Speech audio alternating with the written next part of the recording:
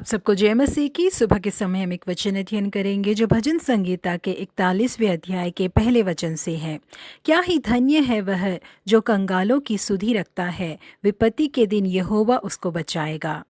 Chicken soup for the soul नाम की अपनी पुस्तक में एरिक बटरवर्थ ने बाल्टीमोर में झोपड़पट्टियों में रहने वाले 200 बच्चों के बीच में जो केस स्टडी किया गया है उसके बारे में लिखा है।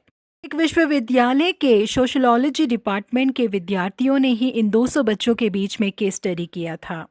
इस झोपड़पट्टी में रहने वाले छोटे बच्चों का जीवन कैसा है और इनका भविष्य कैसे होने वाला है करके केस स्टडी करने के लिए ही इन लोगों को यहाँ पर भेजा गया था। उन विद्यार्थियों ने उस झोपड़पट्टी के बच्चों से कई सवालों को किया, उनके पूर्वजों के बारे में, उनके परिवार के बारे में पूछा। उसके बाद उन लोगों ने लिखा कि इन बच्चों का अच्छा भविष्य होने की कोई उम्मीद ही नहीं है। 25 साल बाद उस विश्वविद्यालय के सोशियोलॉजी डिपार्टमेंट में एक नए प्रोफेसर आए जिन्होंने उस बाल्टीमोर के झोपड़पट्टी में जो अध्ययन किया गया था उसके बारे में पढ़ा। वो जानना चाहते थे कि 25 साल पहले जो बच्चे छोटे थे उस झोपड़पट्टी में अब वो क्या कर रहे हैं और किस हाल में हैं। इसलिए उन्होंने विद्यार्थियों के एक झुंड को बनाया और उन्हें उस झोपड़पट्टी भेजा। 25 साल पहले जिन 200 बच्चों के ऊपर अध्ययन किया गया था उनमें से 20 बच्चे मर चुके थे। कुछ बच्चे उस जगह को छोड़कर दूसरी जगह जा चुके थे। बाकी बचे 180 बच्चों में से 176 बच्चे अपने जीवन में बहुत ज्यादा सफलता प्राप्त करके बहुत अच्छे जीवन को व्यतीत कर रहे थे।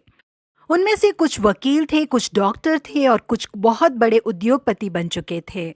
25 साल पहले आप लोगों की हालत बहुत खराब थी, लेकिन आज आप लोग इतने ऊंचे मुकाम में कैसे पहुंच पाए करके वहां पर मौजूद शिक्षकों ने और विद्यार्थियों ने उन लोगों से पूछा, जिसके लिए उन सब लोगों ने अपने हाथ को उठाया और एक शिक्षिका को वहां दिखाया। उस शिक्षिका ने हमारे जीवन में बहुत ज्यादा प्रभाव डाला और आज तक वो जीवित है करके उन लोगों ने कहा। इस कारण वो प्रोफेसर उस शिक्षिका के घर पहुंचे। उन्होंने उनसे पूछा कि आपने कैसे इन लोगों के जीवन में इतना बड़ा प्रभाव डाला और इनके जीवन को बदल डाला।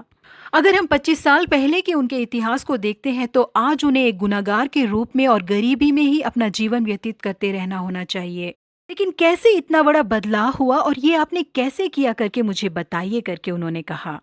मैंने इस झोपड़पट्टी में रहने वाले बच्चों से बेहद प्रेम किया और मैंने केवल इतना ही किया करके उन शिक्षिका ने उनसे कहा।